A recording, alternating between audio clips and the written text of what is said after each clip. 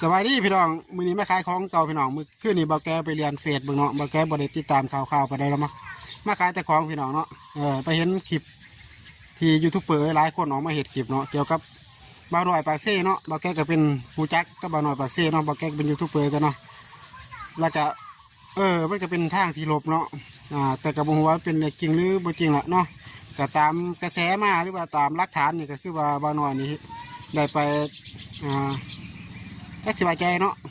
เบาหน่อยเบาแก้ก็บ่อยากซ้ำเติมกันเนี่ยแต่ตอนนี้คือมีการแจ้งความบ่ว่าจะเป็นฝั่งไทยฝั่งลาวเนาะเบาแก้ก็บ่ค่อยได้เบิ่งข่าวไปได้พี่น้องกาบาดกับคำเนาะพี่น้องเบาแก้ไปเห็นแล้วก็คาดว่ามันเป็นเรื่องจริงกับบ่น่าเฮ็ดเนาะแต่ว่าก็อยากให้เบาหน่อยมาสีแกงเนาะเบาหน่อยกับเบาแก้ก็เคยหูจักกันอยู่เนาะเคยแซดเคยเบากันอยู่เนาะเคยร่วมกันอยู่ก็เอาปลาข้างเบิ้งว่าสิเป็นจะไหนต่อแล้วพี่เนาะเบาแกมาขายของเก่าพี่น้องก็ขอบคุณ FC จากฝั่งไทยเนาะส่งกำลังใจมาให้เบาแกเนาะเบาแกมาเห็ดแบบนี้ก็บ่ได้เห็ดคลิประบงดราม่ายังเดี๋ยวนี้เนาะเพราะว่าเห็ดแบบเฮาสบายใจเนาะพี่เนาะเห็ดดราม่ามันก็บ่ได้สบายใจไปได้ดอกมันก็ไปว่าไปนี่กันเนาะมันก็